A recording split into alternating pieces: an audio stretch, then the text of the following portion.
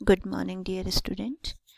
We are doing chapter number 3, periodic classification of element, in which we have done how the modern periodic table classified by Henry Moseley.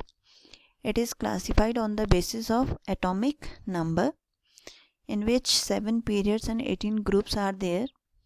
They are classified on the basis of metallic and non-metallic character.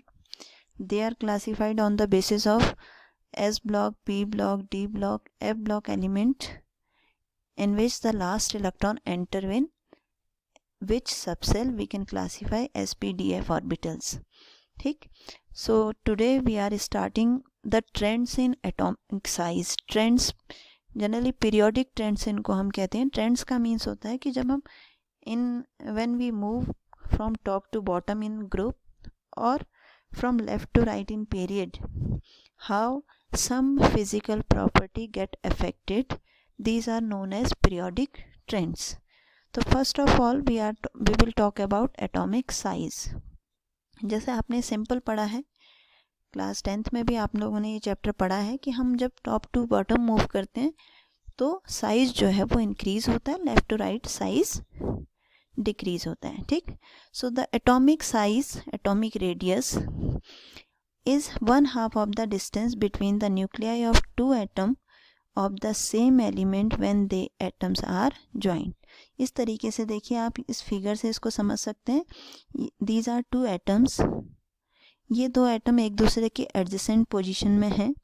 तो इन दोनों के centre के बीच में, nucleus के बीच की जो distance है उसका half, that is known as atomic radius. ठीक है. When two atoms are joined, ये दो एटम आप ले लीजिए, the distance between nucleus इसका half, that is known as atomic radius. ठीक. अगर हम बात करें कि किसी भी पीरियड में आप लेफ्ट टू राइट मूव करते हैं तो साइज़ क्या होना चाहिए, और किसी ग्रुप में अगर आप टॉप टू बॉटम मूव करते हैं तो उसका साइज़ क्या होना चाहिए. तो जनरली ग्रुप में साइज़ इंक्रीज होता है और पीरियड में साइज़ डिक्रीज होता है. ठीक.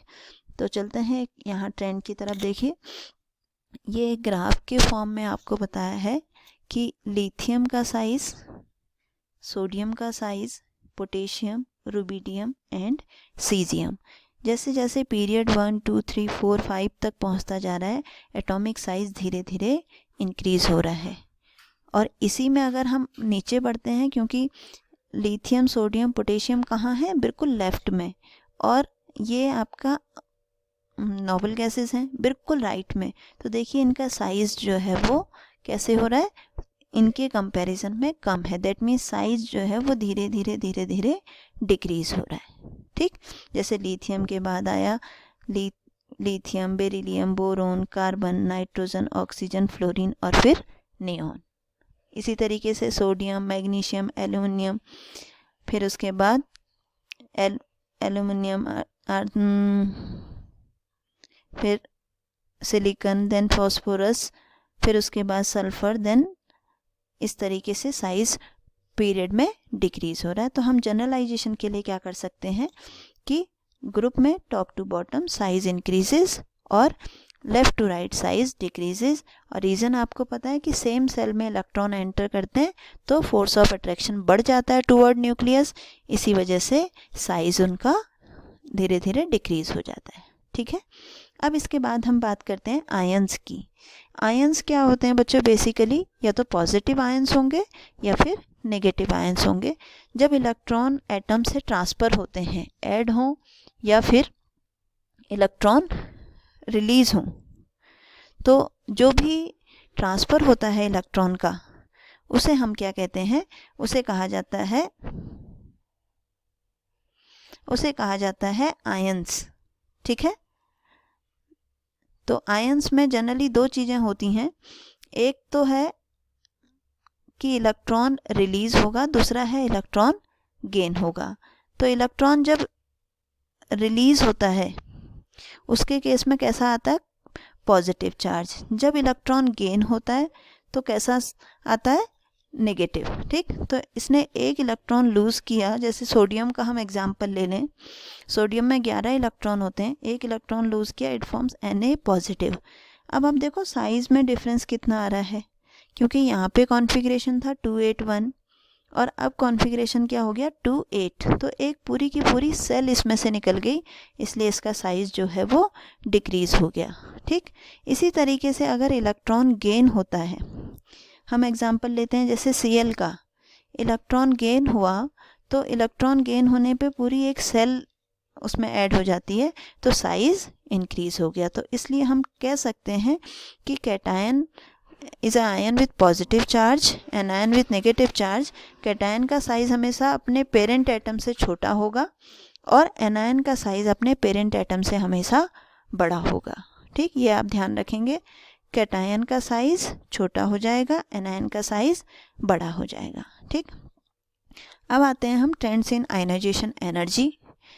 आयनाइजेशन एनर्जी सबसे पहले आपको पता होना चाहिए क्या है। Ionisation energy is the energy required to remove an electron from an atom is called ionisation energy. Electron को उसके आउटर मोस्ट सेल से रिलीज करने में जितनी एनर्जी रिक्वायर्ड होती है, that is known as ionisation energy. ठीक, the energy required to remove the first electron, पहला इलेक्ट्रॉन जब हम रिलीज कर रहे हैं तो रिमूव कर रहे हैं, तो उसके लिए जो एनर्जी रिक्वायर्ड है that is first ionisation energy. और आयन में से मतलब एक इलेक्ट्रॉन हमने निकाल दिया, फिर हम उसमें से सेकंड इलेक्ट्रॉन निकाल रहे हैं, तो ऑलरेडी वो क्या हो गया, कैटायन हो गया। तो कैटायन में से इलेक्ट्रॉन को रिलीज करने, रिमूव करने के लिए जो एनर्जी रिक्वायर्ड है उसको कहा जाता है सेकंड आयनाइजेशन एनर्जी। ठीक, अब इसको हम पढ़ेंगे कि किस तरीके से ये ग्रुप और पीरियड में वेरी करता है। First ionisation energy decreases from top to bottom within a group. जब हम ग्रुप में टॉप टू बॉटम मूव करते हैं तो आयनाइजेशन एनर्जी जो है वो डिक्रीज होती है, क्योंकि सेल एटॉमिक साइज अगर इंक्रीज होगा तो इलेक्ट्रॉन का न्यूक्लियस के साथ जो बाउंड फोर्स है वो कम हो जाएगा, ज़्यादा डिस्टेंस हो जाएगी तो वो फोर्स कम हो जाएगा, less energy is required to remove, तो आयनाइजेशन एनर्जी डिक्रीज होगी। सेम वही केस लेफ्ट टू राइट में जब हम मूव करेंगे तो इलेक्ट्रॉन का साइज क्योंकि छोटा छोटा हो गया तो force of attraction between nucleus and electron ज़्यादा हुआ, इसलिए more energy is required to release electron, तो आयनाइजेशन एनर्जी क्या हो जाएगी, आयनाइजेशन एनर्जी उसकी टॉप टू बॉटम में decrease and left to right में इंक्रीज। ठीक है, ये चीज़ आपको ध्यान रखनी है। अब क्वेश्चन आपको ऐसे नहीं पूछा जाएगा कि क्या होगा लेफ्ट टू राइट में या टॉप टू बॉटम में। क्वेश्चंस आपको आएंगे कोई भी, जैसे जनरल यहाँ पे एग्जांपल दे दिया, यहाँ बोरोन होता है, यहाँ कार्बन, तो बोरोन और कार्बन में से आयनाइजेशन एनर्जी किसकी ज़्यादा होगी, which element has more first ionisation energy.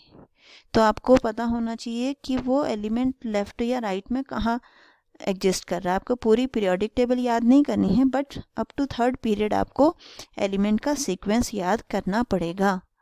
ठीक, अब आपको पूछा जाए कि कार्बन और बोरोन में से किसकी आयनाइजेशन एनर्जी ज़्यादा है, तो ऑब्वियसली किसकी ज़्यादा होगी, जो राइट साइड में होगा, क्योंकि यहाँ लेफ्ट टू राइट इंक्रीज हो रही है, तो यहाँ पर कार्बन है, कार्बन की ज़्यादा होगी, बोरोन की कम होगी। ठीक है, तो इस तरीके से हम इसे पढ़ सकते हैं। नेक्स्ट आया आपका ट्रेंड इन आयनिक साइज।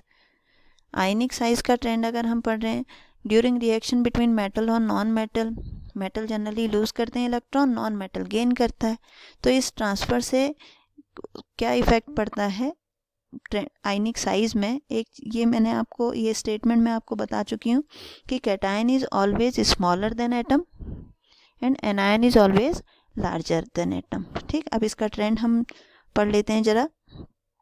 ये जिस तरीके से एटॉमिक साइज बढ़ता है उसी तरीके से आयनिक साइज भी इंक्रीज होता है टॉप टू बॉटम, और अगर आप लेफ़्ट टू राइट में जाएंगे तो लेफ़्ट टू राइट में साइज उसी तरीके से डिक्रीज होगा, जैसे ये। ठीक, जिस तरीके से एटॉमिक साइज उसी तरीके से आयनिक साइज। यहाँ पे दो चीज़ें मेंशन कर दी हैं, एक कैटायन एक एनायन, क्योंकि आपको पता है जितने मेटल होंगे वो कैटायन फॉर्म करेंगे, जो नॉन मेटल होंगे वो एनायन फॉर्म करेंगे, तो साइज डिक्रीजेस, पहले कैटायन का फिर एनायन का। ठीक है बच्चों, आज आप इसी को कंप्लीट करेंगे। इसके आगे की 2 प्रॉपर्टीज़ हैं वो हम कल पढ़ेंगे। ठीक है बच्चों, थैंक यू।